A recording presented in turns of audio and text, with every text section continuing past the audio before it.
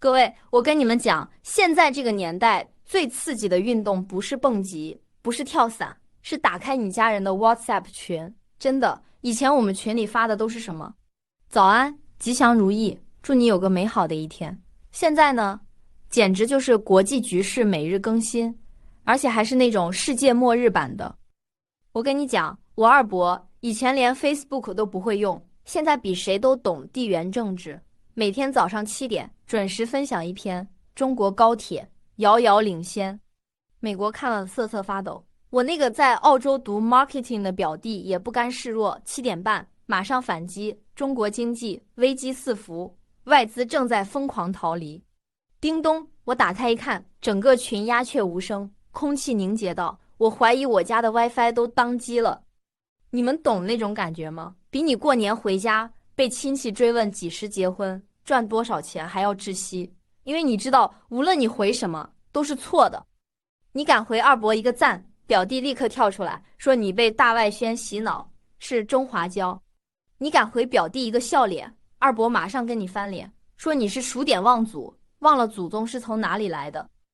喂，我只是想安安静静喝一杯 COPO， 为什么我的身份认同要搞得好像联合国安理会开会一样？讲到亲中，很多人就觉得哎呦，这些老人家是不是傻了？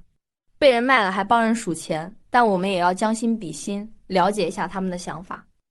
你们要知道，很多大马华人长辈在这个国家生活了几十年，心里多少都有些委屈。以前经济不好，机会不多，觉得处处受限。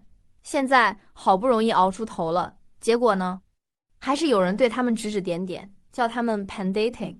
我们辛辛苦苦在这里打拼，交税、做工，到老了还要被人歧视。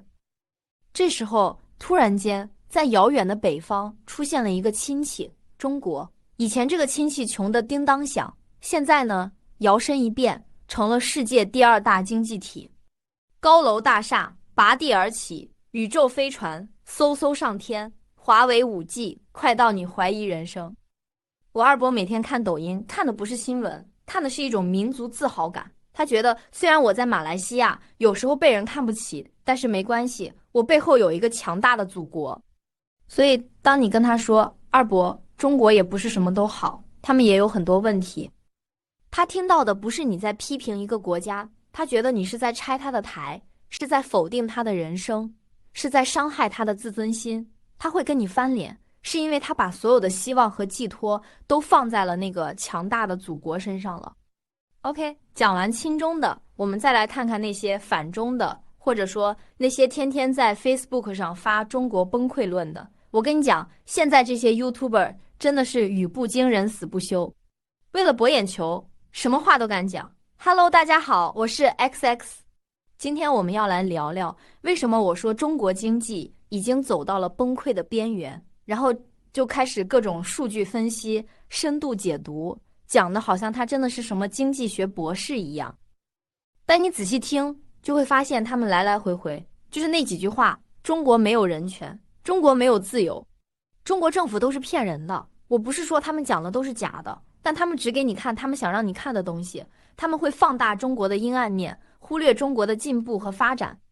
为什么他们要这样做？因为他们觉得他们才是清醒的，他们要拯救那些被洗脑的老人家。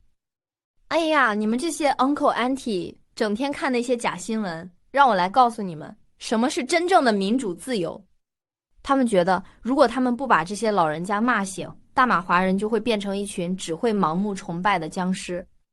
所以他们的视频标题永远都是那么耸人听闻，大马华人的悲哀，醒醒吧，不要再做梦了。你看，两边都在喊对方醒醒，一拨人叫你从西方谎言里醒醒，一拨人叫你从大国迷梦里醒醒。结果呢，大家都失眠了。我跟你讲，最恐怖的还不是这些洗脑视频，是 Facebook 留言区，那简直就是修罗场，是毒气室。只要你发一个新闻是讲中国好的，下面马上就会出现2拨人开始互相攻击，祖国万岁，美国霸权必亡。你们这些黄皮白心的香蕉人，滚回美国去了！强国又在吹牛了，烂尾楼解决了吗？你们这些中华胶那么爱国，为什么不剪掉大马 IC 回去中国？你们看，这哪里是在讨论问题，这根本就是在发泄情绪。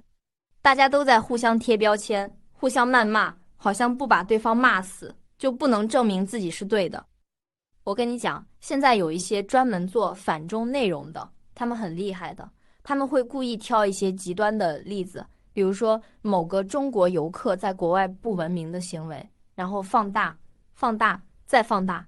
你们看，这就是你们崇拜的强国人的素质，这就是他们所谓的大国崛起。这种视频杀伤力很大，那些本来就对中国没好感的人看了会觉得果然如此，那些本来亲中的人看了会觉得怒火中烧，火大怎么办？去留言区骂，一骂流量就来了，流量来了，钱就来了。所以你以为他们在洗脑，其实他们更像是在喂饲料，他们知道观众想听什么就喂你什么。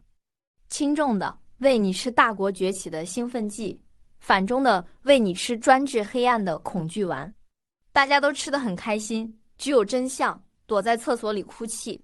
其实大家争来争去，吵来吵去，核心问题只有一个：身份认同。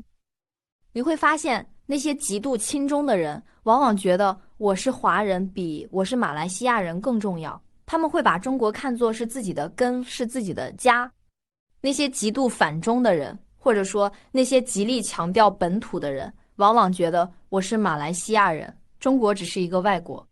他们更认同马来西亚的文化和价值观。这两种观点有错吗？我觉得都没有错，这就是我们大马华人的宿命。我们注定要夹在中间，我们讲华语，我们吃肉骨茶，我们拜观音，我们的文化里有深深的中华文化的烙印，这一点是谁都无法否认的。但是我们也喝 Daitaric， 我们也喜欢这里自由的空气，我们也习惯了不用翻墙就可以看 YouTube。我们也是马来西亚人，我们对这个国家也有着深深的感情。现在有些人故意发视频，想要分裂我们，想要让我们选边站。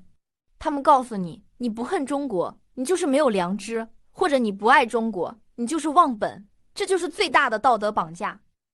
我想对那些在留言区里互相谩骂的人说，你骂他是中华骄，他还是会在大选的时候跟你一起去排队投票，选出我们自己的政府。你骂他是香蕉人，他生病了也还是会去政府医院排队享受国家的医疗福利。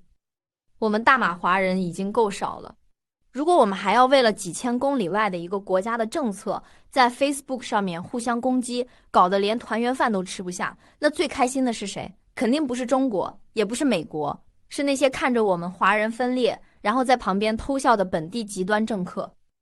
所以下次你再看到那种洗脑视频，不管是吹捧中国的还是抹黑中国的，最好的做法是什么？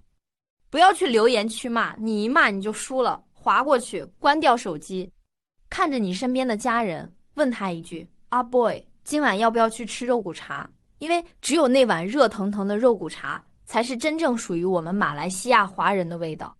不管是亲中还是反中，在肉骨茶面前人人平等。谢谢大家。